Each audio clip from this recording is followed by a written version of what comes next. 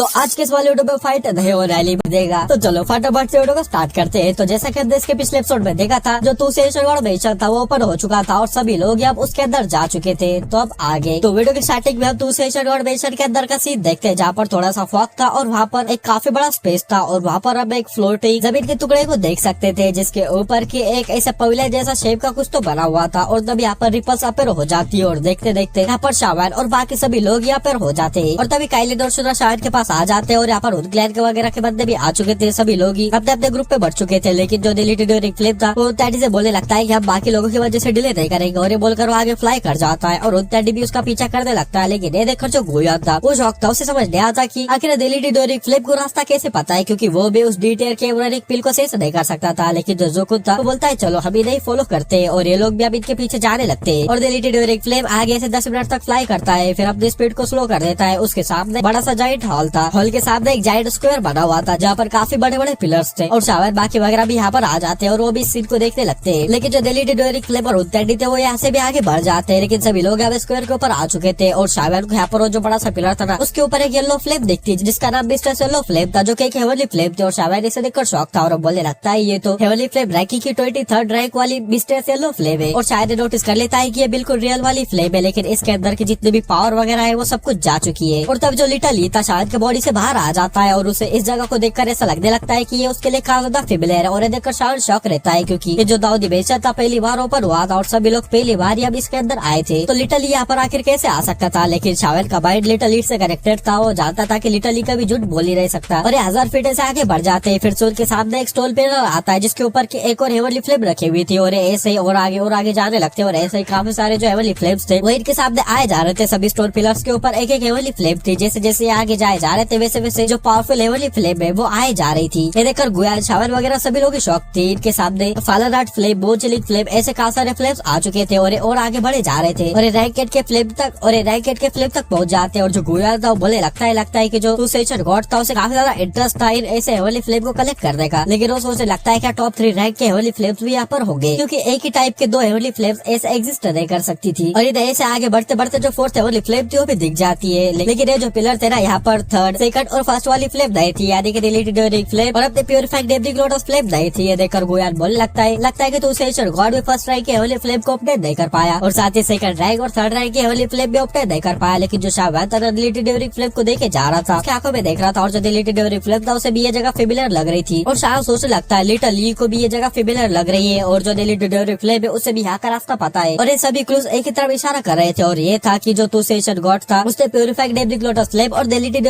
Flame को भी obtain कर लिया था और उन्हें भी यहाँ पर रख दिया था। लेकिन जैसे तैसे कर यहाँ से भाग गए होंगे, और ये सोचकर शायद काफी ज्यादा शौक था। लेकिन शायद का सिर्फ एक गेस था, और शायद सोचने लगता है कि अगर ये जितने भी हेवनली फ्लेम्स है ना यहाँ पर ऐसे मौजूद रहते पूरी तरह से, अगर मैं ले लेता तो मेरी जो पावर है वो काफी ज्यादा बढ़ जाती। मतलब इतने सारे हेवनली फ्लेम्स को रिफाइन कर दिया तो मेरी पावर कितनी ज्यादा बढ़ जाती। बट ये जो हेवनली फ्लेम्स थे ना, इनके अंदर की जो पूरी पावर थी वो ड्रेन हो चुकी थी, बस जैसे तैसे अपने फॉर्म को मेंटेन किए हुई थी। मतलब भले ये हेवनली फ्लेम है लेकिन इनके अंदर हेवनली फ्लेम जैसी फ्लेम नहीं। और जो लिटल ई था उसके 2nd पिलर को देखकर उसके जो इमोशंस थे वो काफी ज्यादा अजीब थे। उसके माइंड में जैसे कोई मेमोरीज हो जो की दबा दी गई हो। तो शायद देखकर सोचने लगता है शायद से जो दोनों हेवनली फ्लेम्स थे वो बचकर भाग गए थे, लेकिन किसी वजह से इनकी जो मेमोरीज है वो मिट गई है। लेकिन शायद के सिर्फ गेसेस थे। और तभी जो टैडी था डिलीटेड फ्लेम से बोलने लगता है कि वो डी टियर के यूरानिक पिल कहाँ पर है। तो देखकर डिलीटेड फ्लेम जो स्क्वायर था उसके एज के पास चला जाता है, और सामने काफी ज्यादा फॉग था और वो उधर इशारा करता है और बोलने लगता है कि वहाँ पर एक स्टोन हॉल है। और तभी वो यहाँ पर का जितना भी फॉग था अपने मुंह के अंदर भर लेता है, जिस वजह से अब सामने का जो सीन था हमें क्लियर दिखने लगता है, जहाँ पर के काफी बड़ा हॉल था और एक स्टैचू था बड़ा सा, जो कि किसी और का नहीं बल्कि तुषार गॉड का था। और ये जो स्टैचू था ना, इसके अंदर से भी काफी खतरनाक और बाहर निकल रही थी। ऐसा लग रहा था जैसे कि स्टैचू जिंदा हो। और ये जो स्टैचू था ना, इसके सामने काफी सारे लाइट क्लस्टर ऐसे फ्लोट कर रहे थे। और शायद जब उन्हें देखता है ना तो काफी ज्यादा शौक रह जाता है, क्योंकि वो जो लाइट क्लस्टर थे उसके अंदर स्क्रॉल्स थे, और उस स्क्रॉल्स कोई मामूली नहीं बल्कि उसके अंदर 3rd क्लास के हाई लेवल की दाव स्किल और की मेथड्स थे। और वो इतने सारे थे कि शायद ने अभी तक अपने लाइफ में कभी भी इतने सारे देखे नहीं थे, इतने हाई लेवल्स के की मेथड्स। मतलब कि हुड क्लैन और गू क्लैन के पास भी इतने सारे नहीं थे। मतलब भाई बाहर 3rd क्लास के एक टेक्निक के लिए इतने सारे बंदे मरने मारने पर आ जाते, लेकिन यहाँ पर तो वो ऐसे ही फ्लोट कर रहे थे जैसे कि वो कचरा हो। लेकिन गोया और टैडी का ध्यान इधर बिल्कुल भी नहीं था, वो तो बस जो डी टियर के यूरानिक पिल थी उसे ढूंढे जा रहे थे। लेकिन तब यहाँ पर एक ओल्ड वॉइस आती है जो की बोलने लगती है ये प्लेस लाइवली है, ऐसे काफी ज्यादा टाइम हो गया। और सभी लोग ये देखकर अलर्ट हो जाते हैं, और सभी लोग जो स्टैचू था उधर देखने लगते हैं। और स्टैचू के एक आर्म के ऊपर हम एक ओल्ड मैन को देखते हैं जिसका फेस बॉडी वगैरह सब कुछ तुषार गॉड जैसा था। और सभी लोग इसे देखकर शौक थे, और गुयान बोलने लगता है क्या तू चेंज गॉड है क्या, वो अभी तक जिंदा है। और ये देखकर डेली ड्यूरिंग फ्लेम और हुनतेंडी के एक्सप्रेशंस भी अगली हो चुके थे, क्योंकि ये जो बंदा था ना सेम टू सेंशन गॉड जैसा लग रहा था, और साथ ही इसके अंदर से जो और बाहर निकल रही थी वो भी कुछ वैसे ही लग रही थी। लेकिन जो डेली ड्यूरिंग फ्लेम था उसे देखता है और बोलने लगता है ये टू सेंशन गॉड नहीं है बल्कि ये द्वितीय की एब्रानिक पिल है। ये देखकर सभी लोग शौक रह जाते हैं। लेकिन ये देखकर वो जो ओल्ड मैन था ना वो डेली ड्यूरिंग फ्लेम के ऊपर काफी ज्यादा गुस्सा हो जाता है और उससे चिल्लाते हुए बोलने लगता है डेली ड्यूरिंग फ्लेम और प्यूरिफाइड डेब्रिक लोटस फ्लेम, तुम्हारी सील को मैंने आजाद कर दिया था और तुमने कहा था कि तुम मेरे हेल्प करने के लिए आओगे और मुझे यहाँ से रेस्क्यू कर लेकर चले जाओगे, लेकिन तुम अभी तक आए नहीं। तो सुनकर सभी लोग शौक रह जाते हैं और शायद बोलने लगता है मतलब लिटरली और जो डेली ड्यूरिंग फ्लेम था वो यहाँ पर प्रिजनर्स थे। लेकिन देखकर जो डेली ड्यूरिंग फ्लेम था उसे तो बिल्कुल भी कुछ याद नहीं था, लेकिन वो आगे बढ़ते हुए बोलने लगता है कि इस बार वो उसे रेस्क्यू करने के लिए आया है। और जो इधर लिटरली था वो भी डिनाई करने लगता है कि वो इस ओल्ड मैन को बिल्कुल भी जानता नहीं। ये देखकर शायद शौक था। और जो डेली ड्यूरिंग फ्लेम था वो हंसते हुए डीटीआर के एब्रानिक पिल को देख रहा था और उसके पास ऐसे जाने लगता है और तभी उसकी स्माइल खतरनाक हो जाती है और चिल्लाते हुए बोलने लगता है अटैक, इसके ऊपर अटैक करो। और सबसे पहले हुनतेंडी आगे आ जाता है और इस बुड्ढे के ऊपर अपना एक अटैक कर देता है। लेकिन ये जो बंदा था ना जिसे कि हम डीटीआर पिल बोलेंगे उसे तो जो हुनतेंडी का अटैक था ना वो बच्चों जैसा लग रहा था और जो जोकुन था गुयान से बोलने लगता है कि हम लोग भी इसके ऊपर अटैक करते हैं वरना जो हुनतेंडी है इस बंदे को मार कर वो पिल ले लेगा। और ये दोनों बंदे भी अटैक कर देते और साथ ही डेली ड्यूरिंग फ्लेम भी उस बुड्ढे के ऊपर अटैक कर देता है, यानी कि डीटीआर के पिल के ऊपर अटैक कर देते। लेकिन वो जो बुड्ढा था ना बिल्कुल भी सीरियसली नहीं ले रहा था, जैसे कि ये सामने वाले बंदे उसके लिए कुछ भी थे और वो अपने हाथ को ऐसे आगे करता है और पूरे अटैक्स को खत्म कर देता है। और इस सीन को देखकर यहाँ पर जितने भी लोग थे सभी लोग शौक रह जाते हैं, क्योंकि पूरे 2 की कॉन्टिनेंट के ऊपर ये जो चारों पावरफुल एक्सपर्ट थे वो सभी लोग एक साथ मिलकर इस बुड्ढे के ऊपर अटैक कर रहे थे। लेकिन इस बुड्ढे ने बड़े आराम से इनके अटैक्स को ब्लॉक कर दिया था, जैसे कि उसके लिए कोई बड़ी बात ही नहीं। और शायद उसे लगता है ये तो डीटीआर की एब्रानिक पिल है, इसकी पावर इतनी ज्यादा खतरनाक है तो असली वाली जो डीटीआर की पिल है वो कितनी ज्यादा खतरनाक होगी। और तुम यहाँ पर थोड़े से कंफ्यूज हो रहे होंगे तो मैं तुम्हें बता दूं ये जो डीटीआर की एब्रानिक पिल है ना इसे तुम ऐसा मान सकते हो इनिशियल स्टेज या फिर हाफ कंप्लीट पिल है ऐसा मान सकते हो। और तब जो हुनक्लैन के एक्सपर्ट्स थे वो भी आगे मूव करने लगते हैं हुनतेंडी वगैरह की मदद करने के लिए। लेकिन जो शावर लेइंग वगैरह थे वो सभी लोग आगे आ जाते हैं, मतलब वो सीधा सीधा हुनक्लैन के बंदों को वहाँ पर अटैक कर देना नहीं चाहते थे। तो ये देखकर हुनक्लैन के बंदे समझ जाते हैं कि वो वहाँ पर कुछ नहीं कर सकते क्योंकि ये बंदे उन्हें आराम से निपटा सकते हैं। और वहाँ यहाँ पर शावर काफी बड़ी गलती कर रहा था, यहाँ पर वैगलिन रहता रहा अभी तक ये हुनक्लैन के जितने भी बंदे ना उन सभी को निपटा देता। मतलब भाई मैं ऐसे वैगलिन की तारीफ नहीं कर रहा और शावर को नीचा नहीं दिखा रहा, बट अभी तुम ही सोचो अगर ये सभी लोग ही मारे जाते हैं तो हुनक्लैन को कितना बड़ा लॉस होगा। और शायद भी थोड़ा सा फाइट में जाने की सोच रहा था, बट वो अच्छे से जानता था अगर वो फाइट में गया तो वो वहाँ पर जो फाइट चल रहे हैं ना खतरनाक वाली उसके जो एनर्जी के एक्सप्लोजन से हो रहे हैं उससे शायद मारा जा सकता है। और यहाँ पर लेइंग वगैरह भी सेम वही सोचते हैं। और यहाँ पर जितने भी बंदे थे ना सभी लोगों ने जो डीटीआर के एब्रानिक पिल थी उसके स्ट्रेंथ को अंडर एस्टिमेट कर दिया था। और जो जोकुन था उसे लग रहा था कि गुयान के साथ मिलकर वो बड़े आसानी से इस पिल को सप्रेस कर देगा, बट उसकी इमेजिनेशन से जो डीटीआर की पिल की जो पावर थी वो कई गुना ज्यादा निकली। और भले गुयान और जोकुन इस पिल को ऐसे पा नहीं पा रहे थे, लेकिन अच्छी बात ये थी कि डेली ड्यूरिंग फ्लेम और जो हुनतेंडी वो भी इस पिल को ऐसे पा नहीं पा रहे थे, क्योंकि दोनों एक दूसरे के काम के अंदर ऐसे टांग अड़ा रहे थे। और साथ ही जो गुयान और जो जोकुन थे उन्होंने काफी सारे अटैक जो डेली ड्यूरिंग फ्लेम था उसके ऊपर कर दिए थे। अगर हुनतेंडी बीच में अगर उसे बचाता नहीं तो ये कब का निपट चुका होता। और सभी लोगों की नजरें डीटीआर की जो पिल थी उसके ऊपर जाती, लेकिन ये जो डीटीआर पिल वाला बंदा था वो अपने हाथ को ऐसे आसमान में उठाता है, उस वजह से यहाँ पर काफी खतरनाक फ्रेग्रेंस फैल जाती है। जो शावैन था सभी लोगों से बोलने लगता है ये फ्रेग्रेंस है इसे स्मेल मत करो, सभी लोग अपनी सांस रोक लेते।